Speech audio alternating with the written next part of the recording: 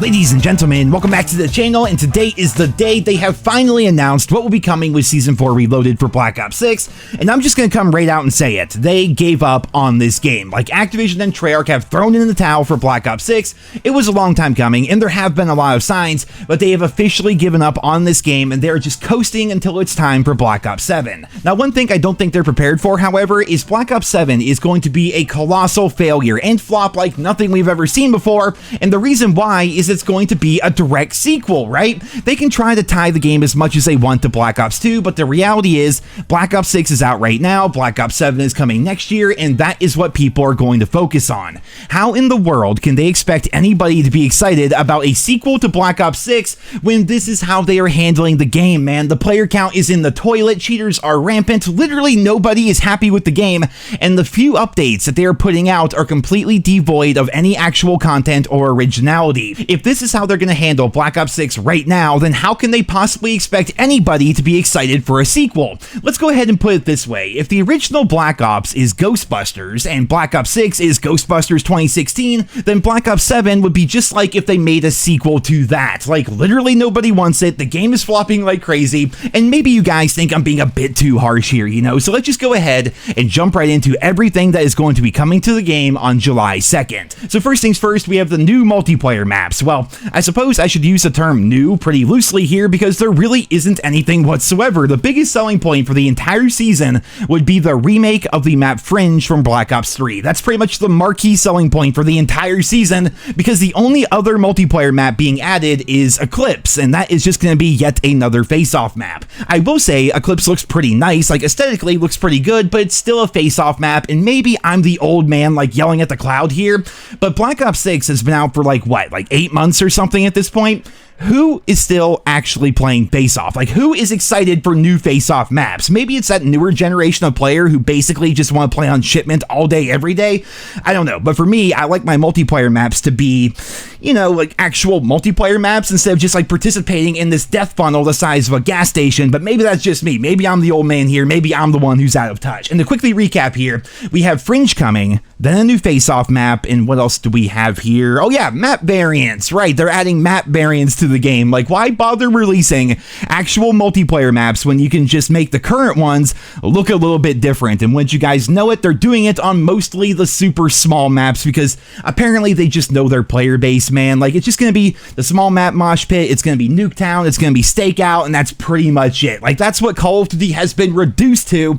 I will say that having Grind and Skyline in there are good choices if they feel it absolutely necessary to add map variants, but let's be real here. When a game is as devoid of updates and content as Black Ops 6 is, maybe they should focus on releasing actual maps instead of just putting a cel-shaded filter over a few existing ones. Maybe that's just me, but adding in essentially just one new 6v6 map and having that map be a remake from 9 years ago is a terrible freaking look, especially considering Season 4 Reloaded is all we get in terms of new content and new updates until Season 5, and you might be wondering, well, when's Season 5 coming out?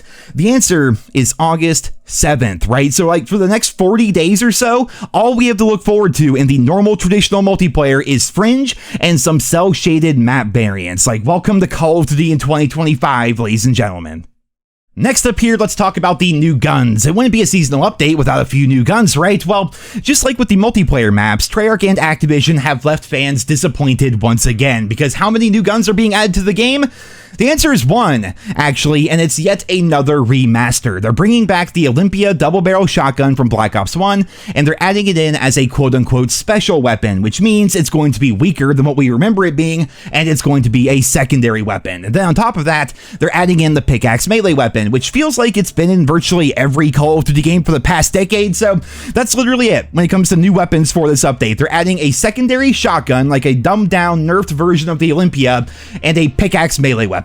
That's freaking it. I will say they're adding some new attachments to the game as well, but that's a far cry away from actually adding in brand new weapons, you know? Like, the new attachments are going to make it so the SVD and the FAL can be full auto, which is insane to think about because they're literally using that as a selling point, as a marketable feature, when in 2012, in Black Ops 2, you know, that game that's so heavily tied in the Black Ops 7? In that game, that was just an attachment that you could put on pretty much any gun. Like, the idea of cutting things from old games games, and selling them in newer ones is just straight up getting out of hand. Like, Select Fire was literally a base attachment in Call of Duty 13 years ago, and now they're using it as a selling point, but instead they're also individually adding the attachment slowly over time to only a couple of weapons. Like, what kind of bullshit is that? And speaking of bullshit, I need you guys to see what is happening to our beloved Call of Duty, because remember when COD used to look like this, like back when COD was COD and the franchise was on top of the world? Well, take a look at what Black Ops 6 is going to look like with the Season 4 Reloaded update. That is right, ladies and gentlemen, the Beavis and Butthead Premium Reward Event is coming to the game. For 10 of your American dollary dues, you can purchase the Beavis and Butthead Rewards track, which will allow you to unlock both Beavis and Butthead in their original look. But if you're looking to also waste another $30, you can then purchase the ever so exclusive Beavis and Butthead Tracer pack, which unironically has more milsim looking cosmetics on it than most of the other bundles in the game. It's like I said the other day, man, I have nothing against the idea of Beavis and Butthead in general. I grew up in the 90s. I used to watch them on TV every now and then, but it goes back to what I was saying earlier in the video. How in the hell can they expect Black Ops 7 to not be a complete flop when they are advertising it as this dark and gritty Black Ops game? Meanwhile, they are simultaneously promoting the freaking Beavis and Butthead Tracer pack in the game that Black Ops 7 is going to be a direct sequel to. It really just goes to show they will say anything and do anything so long as they can make a quick buck from it, even if it means destroying what's left of Call of Duty's integrity and what's left of Call of Duty's feel. I said it before, and I'll say it again. Call of Duty is now Fortnite's creepy uncle. If you think I'm missing something else from the multiplayer, well, you'd be wrong. Like, there's maybe this party mode mosh pit or something like that they're adding to the game, but aside from that, that's literally everything that is coming to the multiplayer with Season 4 Reloaded. We have Fringe, we have a face-off map, we have the Olympia, and we have the Beavis and Butthead Tracer pack. Like, what an amazing time to be a Call of Duty fan. Next up here, let's talk about zombies and Warzone. There's gotta be something good in this update, right? Well, unfortunately, guys, I have some bad news for you. If you're a zombies fan, all you have to look forward to with this update is some cell-shaded map variants and the laziest game modes you can possibly imagine. The first new game mode is going to be called Starting Room or something like that, where you literally just survive in the starting room as long as you possibly can, which, by the way, is something you can literally do right now at any point. All you do is just you don't open any doors. Like, it's a very simple concept, but they decided that locking the doors counts as an entirely new game mode as compared to having it just be a challenge that fans put upon themselves. Like, what in the world are they actually thinking here? They're also adding in a new game mode called Abomination Challenge, and I have to stop things right there. I need you guys to see the sheer juxtaposition here, right? Because this is Call of Duty Zombies in 2008 when it first started, right? Literally one of the first images you'll find if you Google World at War Zombies, and here is what Zombies is going to look like in Season 4 Reloaded. I want you guys to stare at this for a moment. I want you to really soak in what Call of Duty has become, even in the Zombies mode. I feel like for a lot of people, Zombies has been hard carrying Black Ops 6 throughout the entire year, but once again, here's what Zombies used to look like versus what Zombies has become. Now, this game mode here, you're going to summon in Mo, the giant abomination, when you open the church on Liberty Falls, and you can't exfil until you kill him. There's going to be snack modifiers like the other limited time modes like the Ninja Turtle game mode and everything like that, and of course zombies and special zombies will spawn in really quickly while you fight Mo, and it does sound like it might be a reasonable challenge, but if that's going to be the core selling point for the entire season for Zombies fans, then I think we are in serious trouble. And the same thing is true of Warzone. In Warzone, they're adding in a new perk. I think they're adding in a care package, like it's gonna be a new thing you can get out of boxes. They're also adding in Resurgence casual mode with AI bots, and Rebirth Island is getting a cell shaded filter. That's pretty much it, right? They're just adding a cell-shaded filter to most of the game, and they're calling it like a seasonal update. I think they're also adding in ranked play for Resurgence, which will be trios only, but just like with multiplayer and zombies, the Season 4 Reloaded update is pretty much a nothing burger for Warzone, which caps off the trifecta of disappointed groups of Call of Duty fans.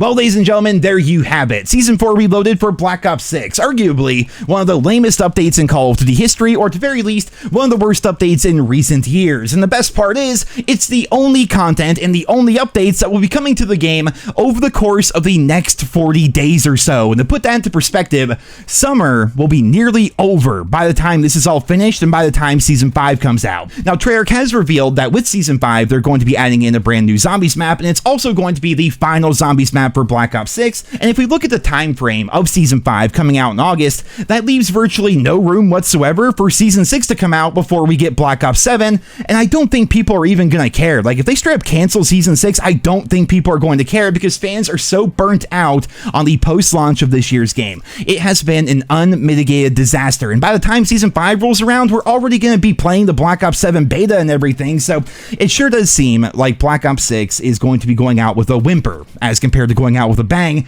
which honestly is the perfect illustration for how the game has panned out this year. Going into Black Ops 6, there was so much hype, so much hope. Like, Treyarch has always been like the golden child of the COD series, but unfortunately, they have revealed that they are just as incompetent and just as incapable as the rest of the developers. There is some hope that with Sledgehammer Games running the Black Ops 7 multiplayer, that some good things might happen as a result, but that's a bridge we're gonna have to cross when we get to it. And I want to end off today's video with a very somber reminder, because remember back in years past, we would get Call of Duty Days of Summer. It'd be something that we could always look forward to. It always add in a whole bunch of summer themed content and new things to do. It was always a lot of fun, and it really set the mood for the warmer months as we got closer and closer to the next Call of Duty game releasing, you know. Well, this year, we don't get a Call of Duty Days of Summer. They didn't mention it whatsoever in their blog post. Instead, we are getting the Beavis and Butthead cartoon event in our military shooter, man. It's just like I mentioned earlier, Activision are stripping the series of everything that made it fun and unique back in the day,